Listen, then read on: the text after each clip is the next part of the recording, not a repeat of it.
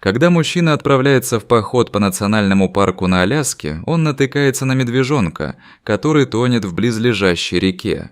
Он прыгает в воду и спасает тонущего медвежонка, но тут мама-медведица оборачивается и делает что-то неожиданное. После нескольких часов пешего похода Джек услышал пронзительный крик, перекрывший шум протекавшей неподалеку реки. Он не ожидал ничего необычного, поскольку после выхода на пенсию дни, которые он проводил в походах по Аляске, заканчивались только спокойными прогулками по хорошо обозначенным на карте тропинкам. Но на этот раз он почувствовал, что что-то изменилось. Снова этот звук, что бы это могло быть на этот раз, размышлял он, сходя с мощеной тропы, чтобы срезать путь к реке. Вскоре он наткнулся на него. Оно показалось ему знакомым, но у него не было возможности задержаться на этой мысли, так как что-то сразу же привлекло его внимание. Маленькая фигурка барахталась в воде. Он прищурился, чтобы получше разглядеть, и к его ужасу это был медвежонок. Медвежонок был подхвачен быстрым течением реки, и его голова едва держалась на поверхности. «Где же его мать?» – поинтересовался Джек. Медведица-мама не бросает своего детеныша в опасности. Не задумываясь о необычности ситуации, он начал действовать, сбросив рюкзак и прыгнув в реку.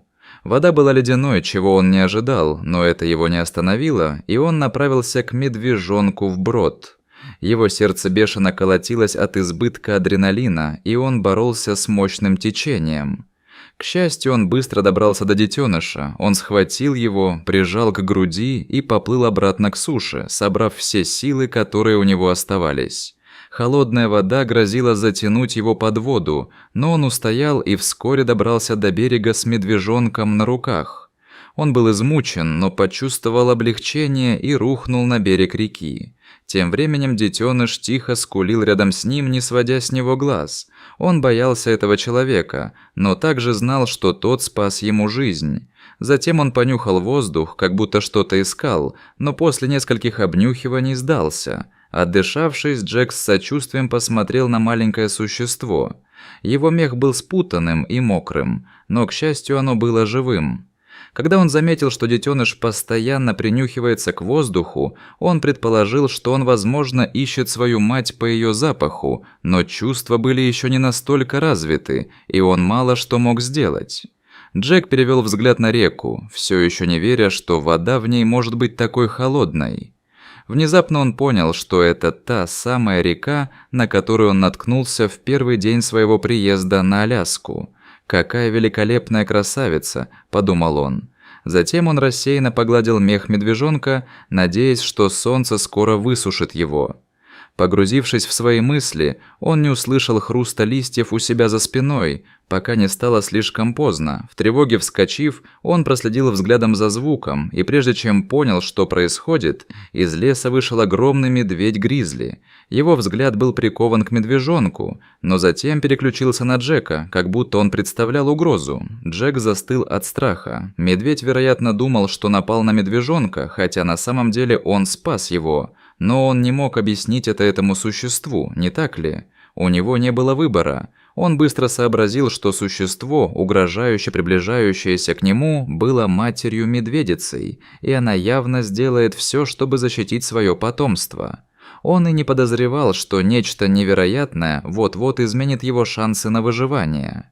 Медвежонок сразу же увидел свою мать. Он подбежал к ней, громко скуля и выражая облегчение при виде знакомого лица. Мама-медведица заметила, что детеныш был мокрый, и в его глазах все еще читалось страдание, но по-прежнему понятия не имела, через что прошел ее малыш. Ее внимание ненадолго отвлеклось от Джека, который увидел в этом возможность ускользнуть. К сожалению, медведица почувствовала, что он собирается сделать, и повернулась к нему спиной. Когда она двинулась в атаку, ее детеныш встал между ней и Джеком, заметив, что происходит. Он ткнулся мордочкой в лапу матери и тихо заскулил. Затем он посмотрел на реку, затем снова на нее, прежде чем повернуться к Джеку. Он повторил это действие дважды, как будто пытаясь объяснить, что произошло. Он также не хотел, чтобы она нападала на его спасителя. Джек не осмеливался пошевелиться. Он молился, чтобы мама-медведица поняла. Через несколько мгновений медведица расслабилась и нежно погладила своего детеныша. Затем она подошла к Джеку со спокойным взглядом. Она наконец поняла, что он спас ее детеныша, и захотела выразить благодарность. Она остановилась в нескольких метрах от него и громко застонала, подняв голову к небу. Затем она вернулась в лес со своим детенышем, оставив Джека ошеломленным и испытывающим облегчение, когда он опустился на колени, чтобы перевести дыхание. Он и не подозревал, что спасение детеныша вскоре спасет его собственную жизнь.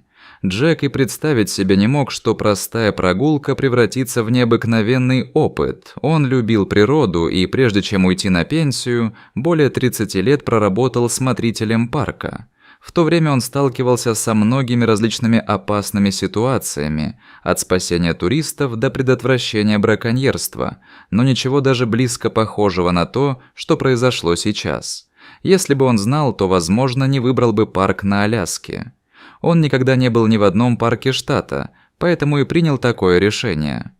Тем не менее, он надеялся, что это того стоило, учитывая проведенные им исследования. Когда наконец настал день покидать парк, он собрал все необходимые вещи, но постарался не перегружать их, так как был уже не таким сильным, каким был в молодости. Поездка на Аляску прошла без происшествий, но он знал, что его походное приключение компенсирует это. Добравшись до заповедника, он направился прямо к туристической тропе. Он не страдал от смены часовых поясов и хотел немедленно ознакомиться с местностью. Когда он начал свой путь, то сразу же был поражен необъятностью окружающей его природы. Вскоре он наткнулся на узкую долину, стены которой были прорезаны годами текущей воды. Приблизившись к краю, он услышал шум реки внизу. Ему стало любопытно, и он спустился по крутому берегу, внимательно следя за тем, чтобы не наступать на камни. Когда он достиг дна, его взору предстало незабываемое зрелище. Довольно широкая река, самая прозрачная из всех, что он когда-либо видел, неслась по гладким камням, в которых плавало множество рыбы. Стоя у самого края, он сказал себе, что должен порыбачить в этом месте, прежде чем покинет Аляску.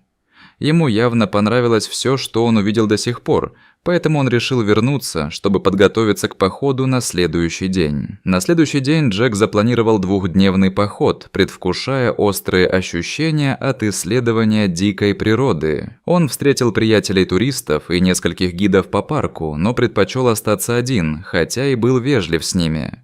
Эти моменты были слишком драгоценны, чтобы проводить их с другими. Во время прогулки он вспомнил годы, когда работал смотрителем парка. Он скучал по своей работе, но время заставило его уйти на пенсию. Он уже не был таким ловким и сильным, как раньше, и из-за своего возраста мог легко получить травму на работе. Эти мысли подталкивали его вперед. Второй и последний день его похода начался на позитивной ноте. Он решил пройти другим туристическим маршрутом и планировал сделать снимки, чтобы похвастаться ими перед своими детьми и внуками.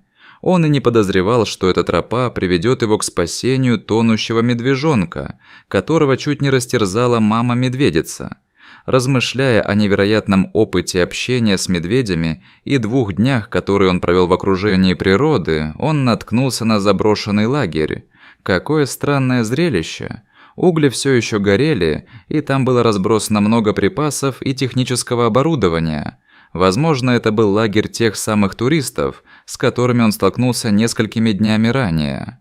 Он надеялся, что они будут более уважительно относиться к окружающей экосистеме, но повсюду были разбросаны консервные банки. Аляска не такой уж густонаселенный регион, однако оставлять лагерь без присмотра все равно неразумно. Может быть, они все купались в реке неподалеку. Он заметил сотовый телефон у входа в одну из палаток. Вот это странно. Изучая ситуацию, он начал замечать следы, оставленные туристом.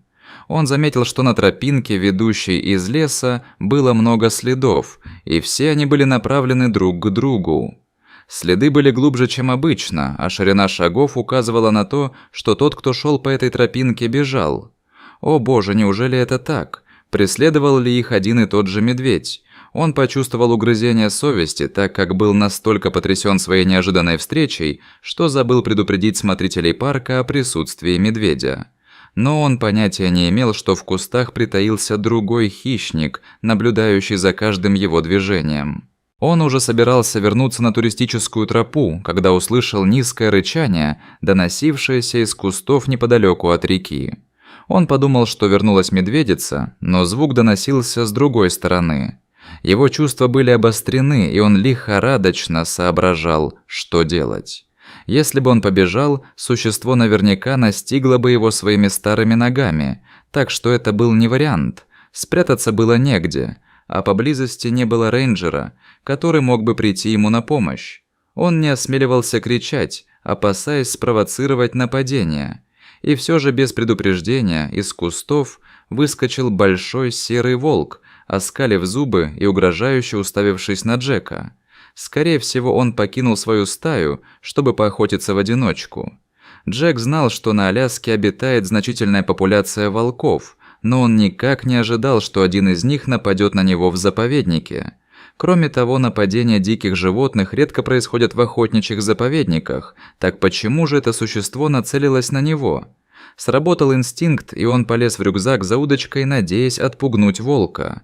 Но прежде чем он успел среагировать, волк бросился вперед. К счастью, Джек смог воспользоваться своим рюкзаком, чтобы не дать мощным челюстям существа приблизиться к нему. Это ненадолго, и ему нужно было быстро соображать. Волк уже рвался сквозь толпу, его зубы приближались к его лицу. У него не хватало сил держаться, и он начал терять надежду. Кто бы сейчас пришел ему на помощь? Он пожалел, что не присоединился к группе туристов, с которыми познакомился накануне. Он и не помышлял о фотографиях, которые планировал сделать, даже о медвежонке, которого он спас. Его опыт следопыта тоже не мог ему помочь, но он продолжал отбиваться от волка. Он не планировал просто так расстаться с жизнью. Как раз в тот момент, когда казалось, что у него нет шансов выжить, он услышал еще одно глубокое, ракочущее рычание, эхом разнесшееся по лесу. «Только не это», – простонал он. Тем временем волк тоже услышал шум и почувствовал, что дело вот-вот примет ужасный оборот. Он отпустил рюкзак Джека и повернулся в направлении шума. Джек почувствовал облегчение и воспользовался возможностью увеличить дистанцию между собой и волком. Когда он медленно крался прочь, из кустов с грохотом выскочил огромный медведь. С ним был медвежонок, который держался в тени. Это был спасенный Джеком медвежонок, который возвращался со своей матерью, чтобы помочь Джеку. Джек не мог поверить своим глазам. Он никак не мог ожидать, что мама-медведица обернется и придет ему на помощь. Когда он увидел, что оба хищника находятся на безопасном расстоянии, медведица-мама мгновенно набросилась на нападавшего. Она несколько раз ударила волка, оставляя кровавые царапины на его шерсти. Волк взвыл от боли и попытался дать отпор, но медведь полностью подавил его, не оставив места для честной схватки. У волка не было другого выбора, кроме как убежать. Ему посчастливилось избежать медвежьих зубов. Как только он скрылся в лесу, Джек вышел из своего укрытия и медленно приблизился к медведю. В то же время медвежонок направился к своей матери, но его взгляд был прикован к Джеку. Джек не знал, как выразить свою благодарность. Если бы не медведь, лес стал бы его могилой. Он быстро отдал честь медведю, надеясь, что тот понял. Медведица на мгновение задержала на нем взгляд, прежде чем вернуться в лес со своим детенышем. Джек никогда не забудет этот инцидент и свое пребывание на Аляске. Он познал первозданную красоту природы и столкнулся с трудностями, которых никогда не ожидал. Возвращаясь домой, он понимал, что ему есть чем поделиться с близкими, и, возможно, когда-нибудь он вернется на Аляску. Какой неожиданный финал! Ожидали ли вы, что другой хищник нападет на Джека так скоро? Что бы вы сделали на его месте? Дайте мне знать в комментариях. Мы надеемся увидеть вас в следующем выпуске.